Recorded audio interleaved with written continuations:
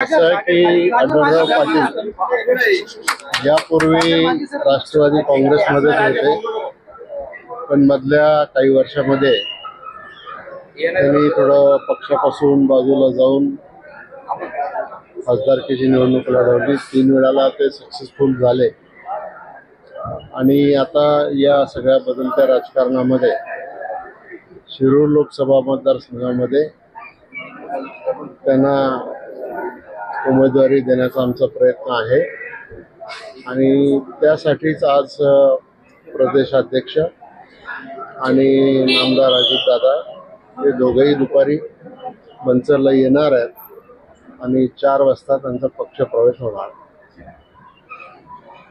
Thank you. Supreme कोर्टाचा शरद पवार गटाचा चिन्ह ज्या पत्रकामध्ये वापरलं न्याय करू एक लक्षात घ्या, सुप्रीम कोर्टाने या बाबतीत स्वयंस्पष्ट एक निर्णय दिला, ज्या निर्णयामध्ये सांगितलं की अजितदादा पवार गटाची जी मूळ राष्ट्रवादी काँग्रेस पक्ष आहे, त्या मूळ राष्ट्रवादी काँग्रेस पक्षाने कुठेही आदरणीय पवार साहेबांचा फोटो लावू नये. त्याच्यानंतर जे काय मॅटर सुप्रीम कोर्टात चालू आहे त्याचा कसलाही निकाल आतापर्यंत आलेला नाही आहे. त्यामुळे त्यावर बोलणं हे कंटेम्प्ट ऑफ कोर्ट होईल. ज्यावेळेस मॅटर सबज्युडाइज असतं त्यावेळेस आपण बोलणं उचित नाही आपण या ठिकाणी. त्यामुळं त्याचा एकदा निकाल बाहेर आल्यानंतर आपल्याला त्यावर बोलता येईल. ज्योती मेटे याआधी शरद पवारांना भेटल्या होत्या, त्यानंतर आता 2 दिवसांपूर्वी देवेंद्र फडणवीस यांना सुद्धा भेटून गेलेले आहेत. बीड लोकसभामधून त्या इच्छुक असल्याचंही त्यांनी सांगितलेलं आहे. लोकसभा लढवण्यावरती ते काम आहे काय नाही. या बाबतीमध्ये आपण जी भूमिका या ठिकाणी जे प्रश्न विचारले ही खरी गोष्ट आहे की त्यांनी आदरणीय पवार साहेबांची भेट घेतली आणि त्या ठिकाणी आदरणीय देवेंद्र भाऊची सुद्धा भेट घेतलेली आहे. त्यामुळं बीड लोकसभा मतदारसंघामध्ये एकतर या एकूण आजच्या चित्रावरून जो काही तुतारीचा गट आहे त्यांच्याकडे उमेदवार स्वतःचा असा दिसून येत नाही. त्यामुळं त्यांना कुणाला तरी आयात करावं लागतं हे यातून स्पष्ट होतं. त्यामुळं आयात करून निवडणूक बीडची जिंकता येत नाही हे मागच्या 5 निवडणुकीचं गणित आहे.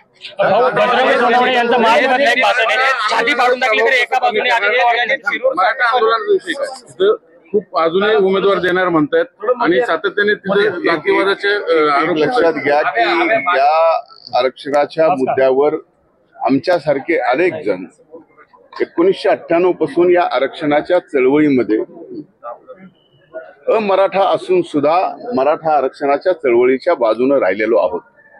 त्यामुळे स्वाभाविक बीडमध्ये आपल्याला जसं वाटतं तसं निवडणुकीमध्ये वातावरण होईल असा माझा बिलकुल समज नाहीये. त्यामुळं बीडमध्ये आम्ही सर्व व्यापक, सर्व समावेशक आणि सर्व समाजाला एकत्रित घेऊन आजपर्यंत काम केलेलं आहे. तुमच्या शेतावरती आले होते, काय मनोरंजन तर झालंच आहे.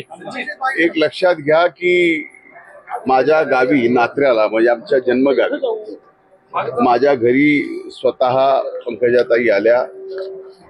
खरं तर त्यांचं स्वागत करायला मी अगोदर गोपीनाथ गडावर गेलो होतो.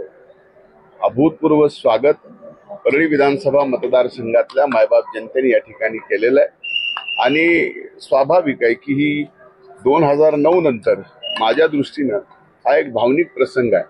2009ला मी त्यांच्या विधानसभा निवडणुकीचा प्रचाराचा प्रमुख होतो आणि आता या 2024च्या लोकसभेच्या निवडणुकीमध्ये त्यांच्या विजयाची संपूर्ण खांद्यावर माझ्या जबाबदारी आहे.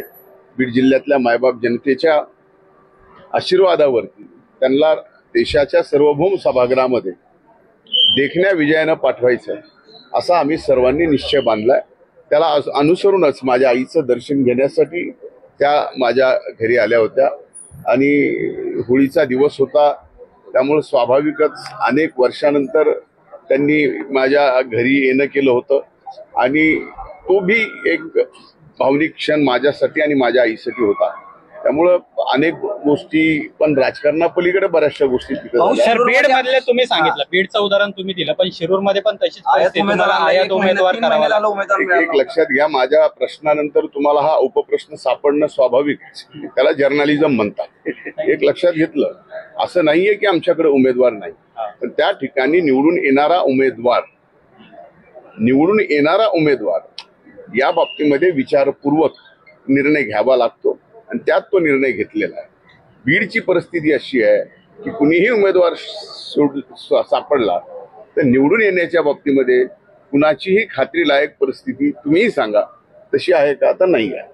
उमेदवारच सापडत नाही, त्यानंतर थोडेसे मतं घेणारा, मग त्याच्यापेक्षा थोडेसे मतं घेणारा असा कोण सापडतं का?